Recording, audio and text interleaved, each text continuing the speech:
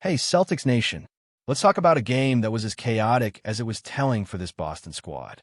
This latest matchup in New York against Brooklyn was a weird one from start to finish, and it left a lot of fans scratching their heads.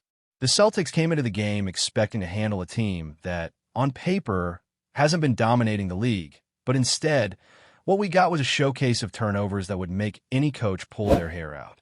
And when I say turnovers, I don't mean just the ones that come from trying to play fast or being aggressive. I mean those baffling, almost careless slips where the ball seemed like it had a mind of its own. You know the kind: passes that sail over a teammate's head, dribbles that get ripped away with the slightest touch, and sequences where you wonder if the players simply forgot how to hold onto the basketball. For context, yes, we've seen the Celtics have messy games before, especially on the road, but something about New York seems to amplify these issues. Against the Knicks and the Nets, the team has had moments where they look just a little too rushed, like they're fighting the clock more than the opposition. It's almost like the atmosphere in the city is doing something to their rhythm. But let's be honest, this wasn't about tough officiating or unlucky bounces. This was mostly just sloppy play, and it showed in a way that was concerning. While aggressive turnovers are understandable, you push the ball, you look for opportunities, and sometimes it doesn't go your way. This was different. This was a team losing the ball in ways that seemed unforced, and it made the early portions of the game feel disjointed and frustrating. At the start, Peyton Pritchard tried to keep things steady. His performance in the first quarter was crucial, putting up numbers that prevented the Celtics from falling too far behind.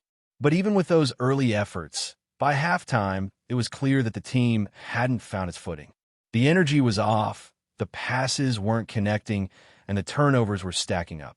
Then came the third quarter, and while Jaylen Brown stepped up to put points on the board, scoring 17 in that quarter alone, it wasn't enough to erase the memory of the mistakes that had built earlier.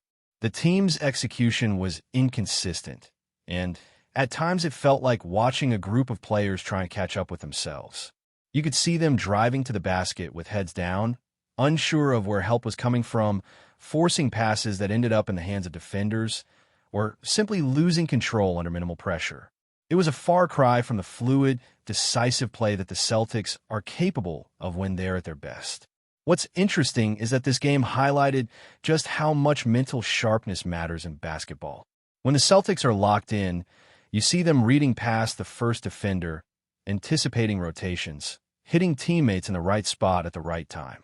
In this matchup, though it felt like those instincts were slowed down or even absent, players weren't seeing the second or third layer of the defense. They were reacting rather than anticipating, and that led to a string of turnovers that, if left unchecked, could have turned a manageable game into a disaster. And yet, somehow, the Celtics managed to navigate through it. They fought back, relied on individual moments of brilliance, and found a way to keep the game within reach, which speaks volumes about their resilience even when their execution falters. A big part of that comeback was Jaylen Brown's effort. Even though he racked up 8 turnovers, he still managed to put up 29 points, shooting efficiently from the field and the line. It's a strange juxtaposition because you watch him struggle with control and decision-making at times, yet he also carries the team offensively when it matters most. That third quarter alone was a masterclass in taking responsibility, putting the ball in the hoop when it counted, and keeping the Celtics in the game despite earlier errors. It's a reminder that top-level players can have rough stretches and still influence the outcome, not just by scoring, but by elevating the team's overall performance when it's needed. Another standout was Derek White. His second-half defense was extraordinary, making plays that shifted the momentum and helped stabilize a team that had been erratic in the first half. Whether it was chase-down blocks, steals, or smart positioning that forced the opposition into difficult shots, White's awareness and effort were crucial. It's not always about scoring, and in this game, his defensive contributions were arguably just as impactful as any point total. He epitomized the idea that basketball is won on both ends of the floor, and in a game full of miscues, that defensive intensity was exactly what the Celtics needed to get back on track. Peyton Pritchard's role also can't be overlooked. He may not have been flashy in the second half, but his first quarter efforts laid the groundwork for keeping the team afloat early on. Throughout the game, he contributed across the board with rebounds, assists, and points, showing how vital a playmaker he can be even when the team isn't clicking perfectly. His presence allowed the Celtics to stabilize in stretches where the game could have spiraled, giving other key players room to step up and make plays when they were needed most.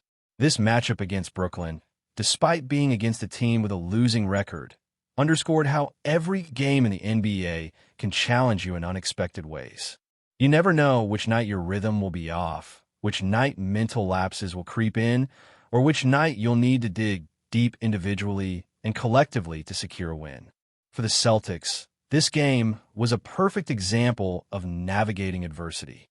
They had sloppy stretches, turnovers piled up, execution faltered, yet they found the composure and made the plays necessary to emerge victorious. It's the kind of game that tests character as much as skill, and even in an imperfect performance, they showed that the foundation is there to keep competing at a high level, as long as they can correct these mental lapses moving forward. Even as we look ahead, the implications are significant.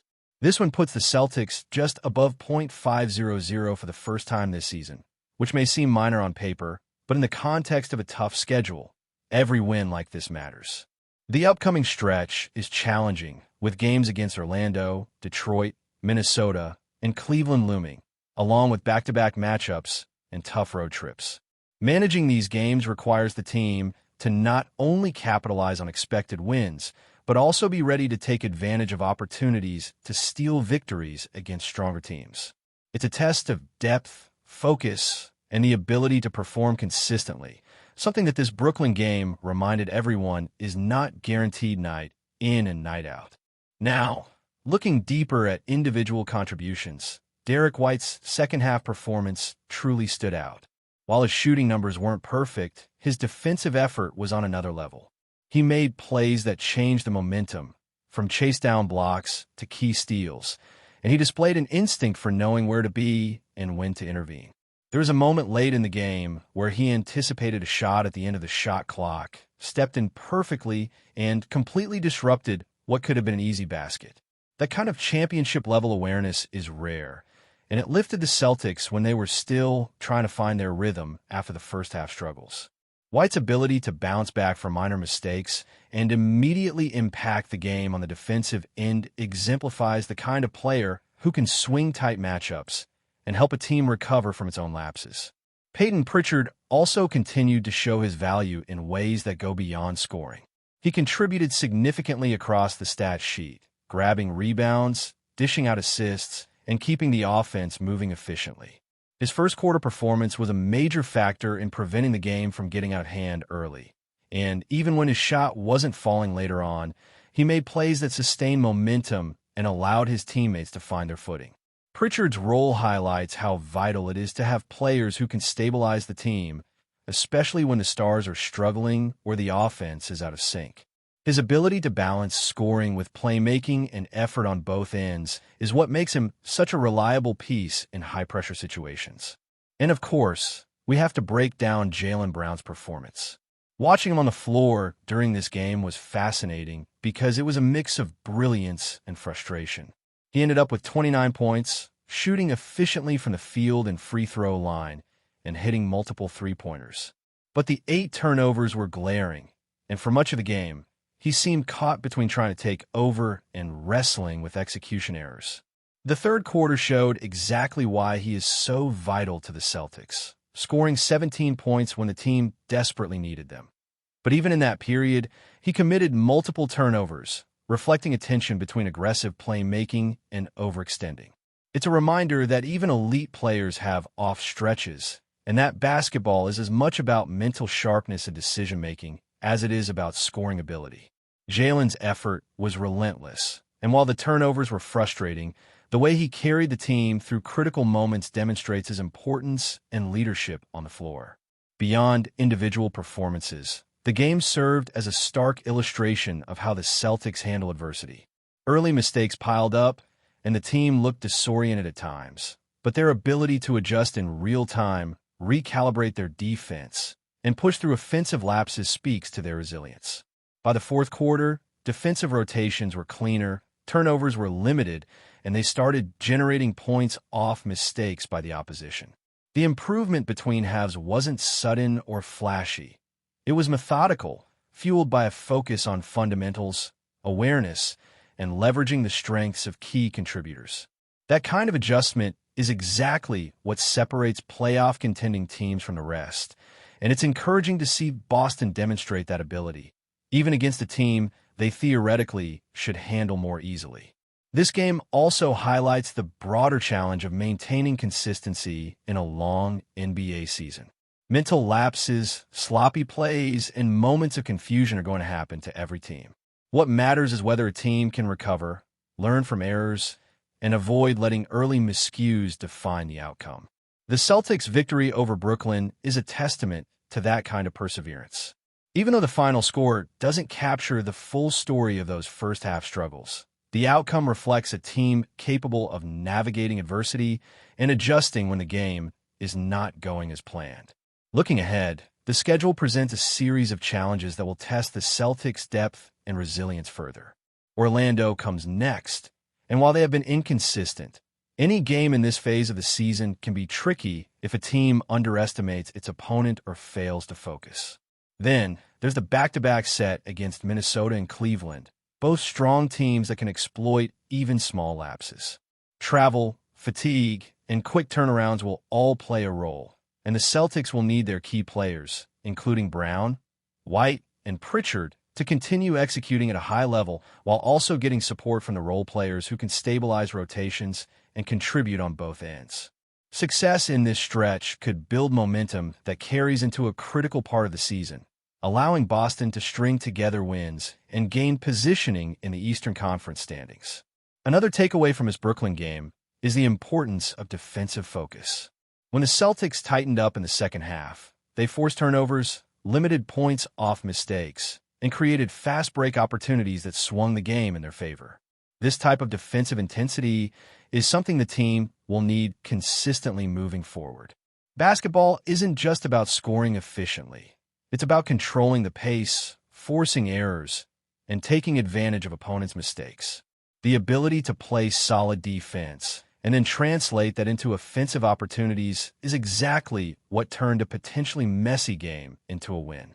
Overall, this matchup served as a learning experience, both for the players and the fans. It was a reminder that talent alone doesn't guarantee smooth execution, that games can be messy, and that basketball is unpredictable. Yet, the Celtics' capacity to respond, adjust, and pull together in the face of early struggles is encouraging. They showed that even when they don't play perfectly, they have the talent, focus, and leadership to emerge victorious. The challenge moving forward will be to take these lessons, reduce turnovers, improve decision-making under pressure, and maintain the kind of defensive intensity that turned this game around. As the season progresses and the schedule tightens, consistency will be key. Winning games they are expected to win and seizing opportunities against tougher opponents will define their path in the standings. If Boston can maintain focus, limit mental lapses, and continue leveraging the strengths of key players while integrating contributions from the rest of the roster, they have the potential to build momentum and string together multiple wins. The team has the pieces to compete at a high level, but translating talent into consistent performance will be the real test. But before we continue, please remember to subscribe to the channel and give the video a like. Your support helps us keep bringing you the latest news about the Boston Celtics. Feel free to share your thoughts on the news in the comments as well. In a move that has sent a low, persistent buzz through NBA circles, whispers are growing louder that Bam Adebayo has privately expressed a desire to join the Boston Celtics, setting off a wave of speculation about what such a shift could mean for the league's balance of power. Nothing is official, nothing is confirmed, yet the murmurs keep spreading across front offices, practice facilities, and late-night talk among players who pretend not to care, but clearly do. The idea of Adebayo in green has already sparked vivid imagery among fans. A relentless presence in the paint, swallowing rebounds, switching effortlessly onto guards, and anchoring a defensive system that could become downright suffocating. Observers claim he has been intrigued by what he sees as a perfect ecosystem in Boston: structure, culture, and a roster built to complement his strengths. Some insist he's been quietly talking about how he could own the paint there, hinting that the Celtics interior could become his personal domain, a fortress patrol with the authority of a player who thrives on physicality and precision. While no team officials have spoken publicly about the chatter, insiders say there's a growing sense that Boston is positioning itself for something significant. The Celtics have long sought a dominant, durable interior anchor capable not only of protecting the rim, but also facilitating offense, and ADEBAYO embodies that rare hybrid. His passing from the elbows, his timing rolling to the basket, his ability to orchestrate plays like a point forward, it all fits too neatly, too naturally to ignore. Some league personalities are downplaying the noise, calling it off-season fantasy. Yet others note that rumors this persistent tend to come from somewhere, even if buried beneath layers of denials and strategic silence. And until someone in power shuts the door firmly, the buzz will only grow. For now, it's just a rumor, a Berberinho, but one that feels alive, humming with possibility, as if the paint in Boston is already shifting in anticipation of a new ruler. That's it for this update. If you enjoyed the video and want to keep receiving exclusive news about the Boston Celtics, please subscribe to our channel and give the video a like. We always appreciate your comments and opinions. See you in the next video.